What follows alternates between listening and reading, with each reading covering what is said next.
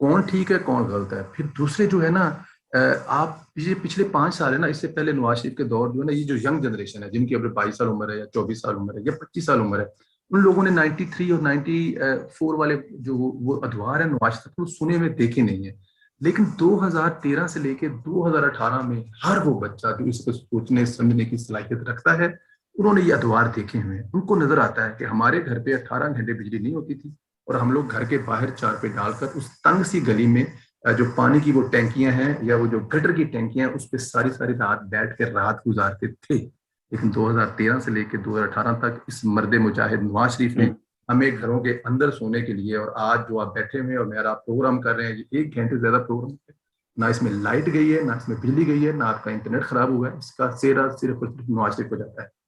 तो लोगों ने रुख देख लिया है। मैं ये देख रहा हूँ पाकिस्तान में, मुझे नजर आ रहा है कि अब लोग बहादुरों की इज्जत करेंगे। जो डटेगा वही रहेगा और जो डर जाएगा उसका कवाड़ा हो जाएगा। सर ये बिल्कुल सिंपल सी बात है। और जो रस्ते आए हुए लोगों का जो हाल होता है, वो बिलावल भुट्टो जरदारी साहब को ये समझ लेना चाहिए। इमरान खान को सिलेक्टेड कहने वाला आसिफ अली जरदारी और बेनजीर का जो बेटा है, ये जब उसने इसको सिलेक्टेड कहा था तो उसको समझ आ जानी है जो सिलेक्ट होकर आया उसका क्या हाल हुआ है।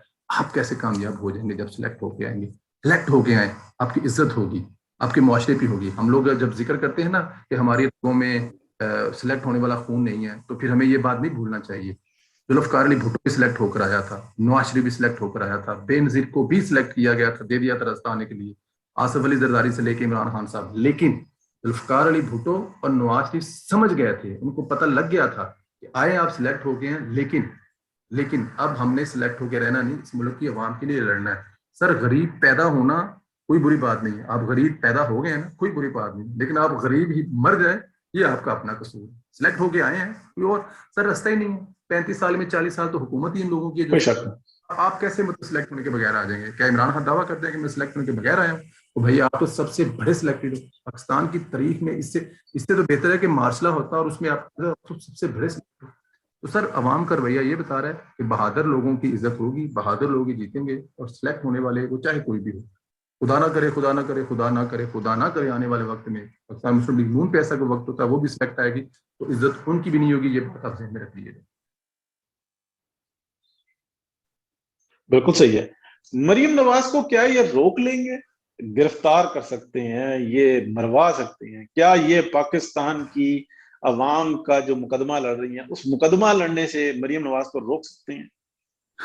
अच्छा साहब, मरियम नवाज जो है ना, वो एक तो समाती किस्म की शख्सियत है। उनको रोकना किसी के बस का काम नहीं। आप मुझे ये बताएं कि आप हवा को रोक सकते हैं? रोक सकते हैं हवा को? नहीं रोक सकते। क्या आप सूरज चांद की रोशनी को नीचे जमीन तक पहुंचने के लिए रोक सकते हैं? वक्ती तौर पर बादल आएंगे, रुक जाएगी, लेकिन कितनी देर के लिए? नहीं रोक सकते।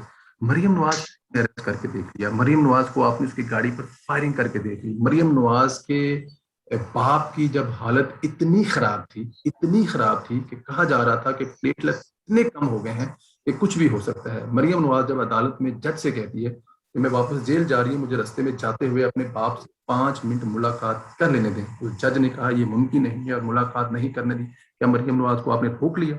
मरियम नवाज की माँ जब अस्पताल में बिस्तर के ऊपर पड़ी हुई थी और उसको होश नहीं था, जाने से पहले मरियम नवाज जो कह रही है, अम्मी उठो अब्बू आए हैं, बाबूजी आए हैं, उठो अब्बू आए हैं, वो नहीं उठी, वो वापस जेल में आई। और जेल में जब उसको ये खबर मिली कि उसकी माँ मर गई, क्या मरियम नवाज को आपने रोक लिया? नहीं रोक सकते आपको मरियम नवाज को। मरियम नवाज को कभी कोई नहीं रोक सकता सवाल। मरियम नवाज ना डरने वाली है, ना रुकने वाली है, ना झुकने वाली है, ना रुकने वाली है। देखें जिस जिस जिस जिस एक देखें मर्द जो होते हैं बड़े स्ट्रांग होते हैं, औरतें जो होती हैं वो कमजोर दिल की होती हैं। जिसने 5 साल से अपने भाइयों को नहीं देखा, जिसने माँ मरने के बाद अपने भाइयों को नहीं देखा, जिसने उसके बाद अपने बाप के गले लाग के नहीं रोई अभी तक, सारे बहन भाई ऐसे एक दरमियान में टेबल रखकर चारों साइडों पर बैठ के बातें नहीं की, टांग पे टांग रख के, लात पे लात रख के, ऐसे बहन भाई के साथ कंधे पे हाथ रख के मिले नहीं है, क्या वो कमजोर हुई है? अगर वो इन तमाम चीजों से कमजोर नहीं हुई, ये 26 मार्च वाला देखिए सबसे बड़ी बात है। हमारे पंजाब में ना, बाकी सूबों में भी होगा मादरत के साथ, लेकिन हमारे पंजाब में आप बेटी को बाप के सामने गिरफ्तार करके देखें तो सही जरा, तो बहुत दूर की बात है। आप की बेटी की तरफ नजर उठा के तो देखें, कत्ल होते हैं, دشمنیاں 100 سال چلتی ہیں کہ فلاں نے فلاں کی بیٹی کی طرف دیکھا تھا, اریسٹ کیا باپ کے سامنے, اور کہاں اریسٹ کیا جو ہسٹری نہیں ہے, ان سائڈ آف جیل. کیا مریم نواز رک گئی؟